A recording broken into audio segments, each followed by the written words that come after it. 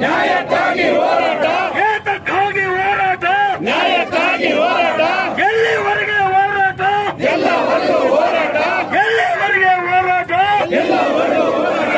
ಕೇಂದ್ರ ಸರ್ಕಾರಕ್ಕೆ, ಕೇಂದ್ರ ಸರ್ಕಾರಕ್ಕೆ, ಕೇಂದ್ರ ಸರ್ಕಾರಕ್ಕೆ, ಮೋದಿ ಸರ್ಕಾರಕ್ಕೆ, ಮೋದಿ ಸರ್ಕಾರಕ್ಕೆ, ರಾಷ್ಟ್ರೀಯ ಕಂಪನಿಗಳ ಪರವಾದ ಕೇಂದ್ರ ಸರ್ಕಾರಕ್ಕೆ, ರಾಷ್ಟ್ರೀಯ ಕಂಪನಿಗಳ ಪರವಾದ ಕೇಂದ್ರ ಸರ್ಕಾರಕ್ಕೆ, ರಾಷ್ಟ್ರೀಯ ಕಂಪನಿಗಳ ಪರವಾದ ಮೋದಿ ಸರ್ಕಾರಕ್ಕೆ, ರಾಷ್ಟ್ರೀಯ ಕಂಪನಿಗಳ ಪರವಾದ ಮೋದಿ ಸರ್ಕಾರಕ್ಕೆ, ರಾಜ್ಯ ಸರ್ಕಾರಕ್ಕೆ, ರಾಜ್ಯ ಸರ್ಕಾರಕ್ಕೆ.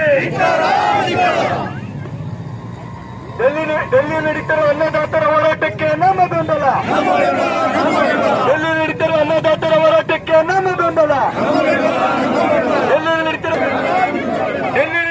ರೈತರ ಹೋರಾಟಕ್ಕೆ ಭಾರತ್ ಬಂದ್ಗೆ ಕಾರ್ಮಿಕ ಸಂಘಟನೆಗಳ ಬೆಂಬಲ, ಡೆಲ್ಲಿ ನಡೀತಿರುವ ಅನ್ನದಾತರ ಹೋರಾಟಕ್ಕೆ ಕಾರ್ಮಿಕ ಸಂಘಟನೆಗಳ ಬೆಂಬಲ, ಡೆಲ್ಲಿ ನಡೀತಿರುವ ಅನ್ನದಾತರ ಹೋರಾಟಕ್ಕೆ ದಲಿತ ಸಂಘಟನೆಗಳ ಭಾರತ್ ಬಂದ್ಗೆ ಕನ್ನಡ ಪರ ಸಂಘಟನೆಗಳ ಬೆಂಬಲ, ಡೆಲ್ಲಿ ನಡೀತಿರುವ ರೈತರ ಹೋರಾಟಕ್ಕೆ ರಾಜ್ಯ ರೈತ ಸಂಘದ ಬೆಂಬಲ, ಡೆಲ್ಲಿ ನಡೀತಿರುವ ರೈತರ ಹೋರಾಟಕ್ಕೆ ಕರ್ನಾಟಕ ಪ್ರಾಂತ ರೈತ ಸಂಘದ ಬೆಂಬಲ ವಾಪಸ್ ಆಗಲೇಬೇಕು.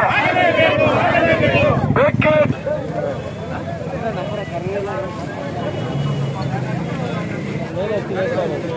ಸ್ಟಾಪ್ ಮಾಡ್ಕೊಂಡ್ರಿ, ಯಾತ್ರಾಗಡ ದಯವಿಟ್ಟು ನಿಧಾನ ಮಾಡಿರಿ. ರೈತರು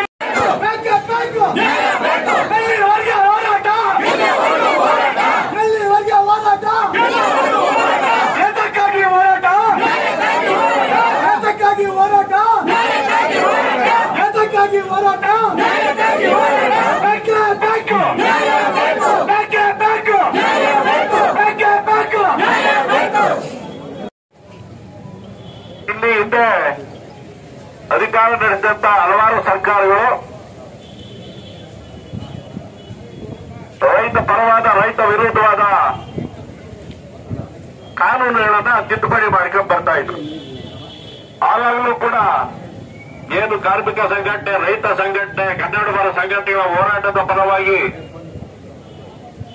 ರೈತ ವಿರೋಧಿ, ಕಾರ್ಮಿಕ ವಿರೋಧಿ ಕಾನೂನುಗಳನ್ನ ಕೈಬಿಟ್ರು, ತಿದ್ದುಪಡಿ ಮಾಡೋದನ್ನು ಕೈಬಿಟ್ರು. ಆದರೆ ಈಗ ಸುಮಾರು 2000 ಇಸ್ವಿಯಿಂದ ಬಂದಂತ ಸರ್ಕಾರಗಳು ಇವತ್ತು ಯಾವುದೇ ಒಂದು ಕಾನೂನುಗಳನ್ನ ತಿದ್ದುಪಡಿ ಮಾಡಬೇಕಾದ್ರೆ ಏಕಾಏಕಿ ರಾಜ್ಯ ಸರ್ಕಾರ ತಿದ್ದುಪಡಿ ಮಾಡಬೇಕಾದ್ರೆ ರಾಜ್ಯಪಾಲರು ಸುಗ್ರೀವ ಆಜ್ಞೆ ಮುಖಾಂತರ ಮಾಡ್ತಾರೆ. ಕೇಂದ್ರ ಸರ್ಕಾರ ತಿದ್ದುಪಡಿ ಮಾಡಬೇಕಾದ್ರೆ ರಾಷ್ಟ್ರಪತಿಗಳ ಸುಗ್ರೀವ ಆಜ್ಞೆ ಮುಖಾಂತರ ಜಾರಿ ಮಾಡೋ ಮಟ್ಟಕ್ಕೆ ಬಂದಿದ್ದಾರೆ.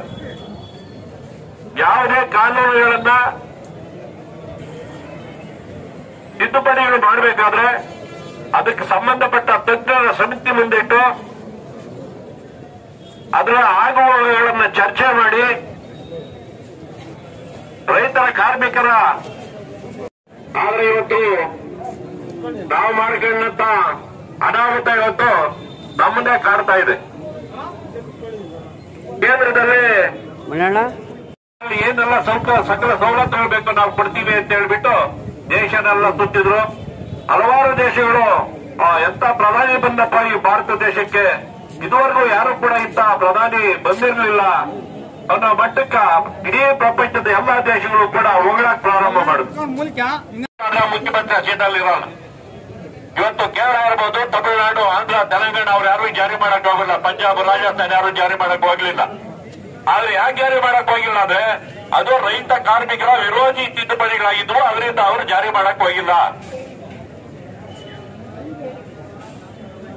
ಹಂಗಾಗಿ ಇವತ್ತು ಸುಮಾರು ರೈತ ಸಂಘಟನೆಗಳು ಇದೇ ಪ್ರಧಾನಿಗೆ ಒಂದು ಕಾಲಾವಕಾಶ ಕೊಟ್ಟರು, ಮರುಪರಿಶೀಲನೆ ಮಾಡ್ರಿ, ಇದು ಕಷ್ಟವಾದ ಕೆಲಸ, ರೈತರು ಮತ್ತು ಕಾರ್ಮಿಕರು ಈ ದೇಶದಲ್ಲಿ ಉಳಿಯಕ್ ಸಾಧ್ಯ ಇಲ್ಲ, ಆದ್ರಿಂದ ಮರುಪರಿಶೀಲನೆ ಮಾಡ್ರಿ ಅಂತೇಳಿ ಎಷ್ಟೇ ಎಲ್ಲಾ ಸಂಘಟನೆಗಳು ಅವ್ರನ್ನ ಒತ್ತಾಯ ಮಾಡಿದ್ರು ಕೂಡ ಬೇಡಿದ್ರು ಕೂಡ ಅವ್ರ ಕಿಚ್ಚತ್ತು ಕೂಡ ಅದ್ರ ಬಗ್ಗೆ ಕಾಳಜಿ ವಹಿಸಲಿಲ್ಲ. ಇವತ್ತು ಏನು 12 ದಿವಸದಿಂದ ದೆಹಲಿ ಗಡಿ ಭಾಗದಲ್ಲಿ ಅಲ್ಲಿನ ಆ ಭಾಗದ 5-6 ರಾಜ್ಯಗಳು ಏನು ಹೋರಾಟ ಮಾಡ್ತಾವ್ರೆ, ಅವರು ಇವತ್ತು ಅವರ ಕಷ್ಟ ಹೇಳ್ತಿದ್ರು. ನಾವು ಬೇರೆ ಎಲ್ಲಾ ಭಾರತದ ಎಲ್ಲಾ ರಾಜ್ಯಗಳ ಹೋರಾಟಗಾರರು ಹೋಗ್ಬೇಕಾಗಿತ್ತು. ಕಾರಣ ಇಷ್ಟೇ, ಅಲ್ಲಿ ವಾತಾವರಣ ಈ ಭಾಗದ ವಾತಾವರಣಕ್ಕೂ ಅಲ್ಲಿಗೂ ವಿರುದ್ಧವಾಗದೆ. ಅಲ್ಲಿ 0% ಆರಿದೆ ವಾತಾವರಣ, ಆದ್ರಿಂದ ನಾವಲ್ಲಿ ತಡೆಯಕ್ಕಾಗಲ್ಲ. ಆ ದೃಷ್ಟಿಯಿಂದ ಅಲ್ಲಿ ಏನು ಸಂಘಟನೆಗಳು ಎಲ್ಲಾ ರೈತ ಸಂಘಟನೆಗಳು ಒಗ್ಗೂಟ ತೀರ್ಮಾನ ಮಾಡಿದ್ದು, ಆ ವಾತಾವರಣಕ್ಕೆ ಹೋಗುವಂತ ರಾಜ್ಯಗಳು ಇವತ್ತು ನಾವಲ್ಲಿ ಹೋರಾಟಕ್ಕ ಇಳಿಯೋಣ ಅನ್ನೋ ದೃಷ್ಟಿಯಿಂದ ಇವತ್ತು ಅಲ್ಲಿನ ಒಂದು 6-7 ರಾಜ್ಯಗಳು ಇಳಿದಿರುವಂತದ್ದು. ನೀವು ನೋಡಿದ್ರಿ ಟಿವಿಗಳಲ್ಲಿ, ಜಲಪಿರಗಿಗಳಲ್ಲಿ ನೀರು ಹೊಡೆದ್ರು, ಟಿಯರ್ ಗ್ಯಾಸ್ ಅದು ಹೊಡೆದ್ರು, ಲಾಠಿ ಚಾರ್ಜ್ ಮಾಡಿದ್ರು, ಆದ್ರೂ ಅವ್ರು ಜಗ್ಗಿಲ್ಲ. ಅವ್ರು ಮತ್ತೆ ತಯಾರಿಯಾಗಿ ಬಂದಿದ್ರು. ಎಲ್ಲಾ ಟ್ರಾಕ್ಟರ್ಗಳಲ್ಲಿ 6 ತಿಂಗಳಕ್ಕಾಗಷ್ಟು ಆಹಾರನ ತುಂಬಿಕೊಂಡು ಬಂದಿದ್ರು. 4 ಸಾರಿ ಮಾತುಕತೆ ಆಯ್ತು.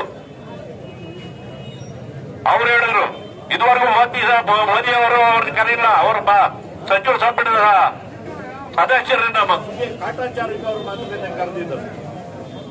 ಅಲ್ಲಿ ನೀವು ಊಟ ಮಾಡಿ ಕುಡಿಯಿರಿ ಅಂತ ಹೇಳಿದ್ರು ಅಲ್ಲಿ ಹೋದಂತ ರೈತ ಮುಖಂಡರಿಗೆ. ಆದ್ರೆ ನಾವು ಯಾವುದೇ ಕಾರಣಕ್ಕೂ ಈ ಒಂದು ರೈತ ಪರವಾದ ಈ ತಿದ್ದುಪಡಿಗಳು ವಾಪಸ್ ಪಡೆಯುವವರೆಗೂ ನಾವು ಟೀ ಕೂಡ ಕುಡಿಯಲ್ಲ, ಇಲ್ಲೊಂದು ನೀರು ಕುಡಿಯಲ್ಲ ಅಂತೇಳಿ ಇವ್ರು ತಗೊಳ್ಳೋದು ಅಂತ ನಿರ್ಣಯ ಮಾಡಿದ್ರು.